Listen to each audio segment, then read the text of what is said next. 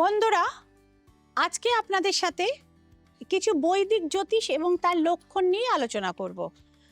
বন্ধুরা, কেতু গ্রহটি সম্পর্কে আমরা অনেক ক্ষেত্রে আলোচনা করে থাকি বা কেতু নিয়ে ইতিপূর্বেও আমি অনেকগুলো কথা বলেছি। কোনো মানুষের কেতু খারাপ এটা আপনারা কি করে বুঝবেন? তো ফার্স্ট অফ অল, কেতু যদি ফার্স্টে আমরা জেনে নিই কেতু গ্রহটি আমাদের কি দেয়।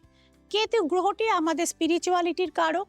কেতু গ্রহ দেয় আমাদের ডিট্যাচমেন্ট, অর্থাৎ জীবন এবং জাগতিক যে সাংসারিক আনন্দ, তার থেকে কেতু আমাদের বৈরাগ্য দেয়, সরিয়ে নিয়ে আসে। স্পিরিচুয়ালিটির দিকে অগ্রসর হওয়ার জন্য কেতু একটি অসম্ভব পাওয়ারফুল গ্রহ। আমরা কেতুকে অনেকেই খুব ছোটভাবে দেখি, জাস্ট গুপ্ত শত্রুতা, হিডেন এনার্জিস, হিডেন এনিমি, এইগুলোর ওপর দিয়ে ছেড়ে দিই। কিন্তু কেতু আমাদের বৈরাগ্য দেয় সরাসরি, যেটা আমাদের স্পিরিচুয়ালি অনেক এনলাইটেনমেন্ট হতে আমাদের কিন্তু সাহায্য করে থাকে। তো এবার ধরুন কোনো মানুষের কেতু যদি ফার্স্ট হাউসে থাকে, তো সেক্ষেত্রে আমরা কি দেখি না, সেই লোকটি কম কথা বলে, চুপচাপ থাকে।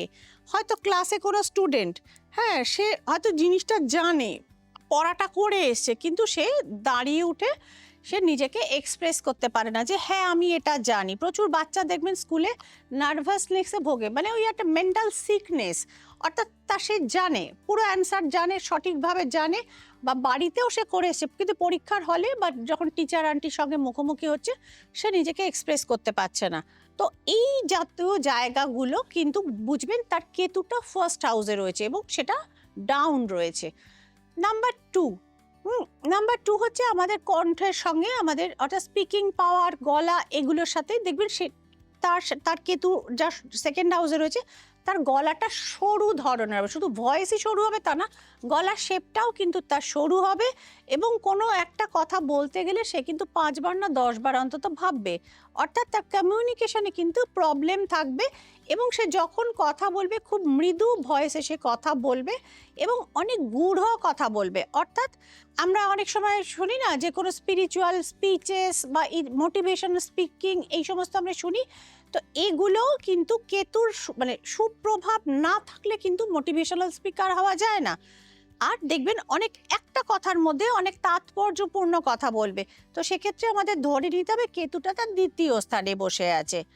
নাম্বার 3, কেতু তৃতীয় স্থানে যার রয়েছে সেটা কি করে বুঝবেন? এটা বেশিরভাগ দেখবেন ফিমেলদের বোঝা যায়, অর্থাৎ তার মধ্যে ফেমিনিন অ্যাট্রাকশনের ল্যাক রয়েছে। মেয়েদের যে শারীরিক একটি লাস্য এবং তার যে গড়নের সৌন্দর্য, সেই জিনিসটি কিন্তু তৃতীয় কেতু থাকলে সেই জিনিসটি প্রপারলি দেয় না। অনেক মেয়েকে দেখবেন সে হয়তো খেলাধুলোয় ভালো, কিন্তু অর্থাৎ স্পোর্টসে ভালো, প্রাইজ নিয়ে আসে সব কিছু, কিন্তু তার মধ্যে কীরকম একটা ছেলে ছেলে ভাব, তাকে ইয়াং মেয়ে, কিন্তু তার মধ্যে যৌবনের কোনো চিহ্ন দেখা যায় না।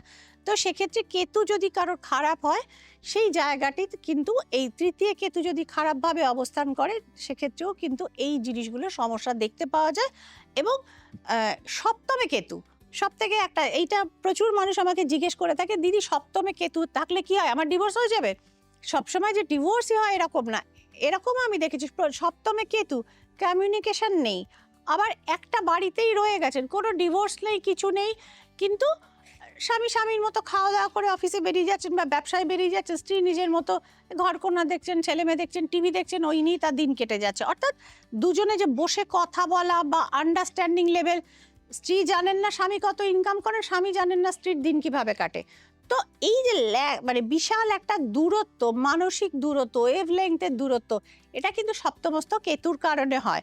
তো আপনাদের যদি আরো কেতু সম্পর্কে কিছু জানবার ইচ্ছে করে, কেতুর লক্ষণটা কি করে বুঝবেন? দেখবেন স্কিনের প্রবলেম থাকে, অর্থাৎ গায়ে টোট স্কিন বা ব্যাঙের চামড়ার মতো খসখসে স্কিন দেখলে বুঝবেন যে এর কেতুটা খারাপ।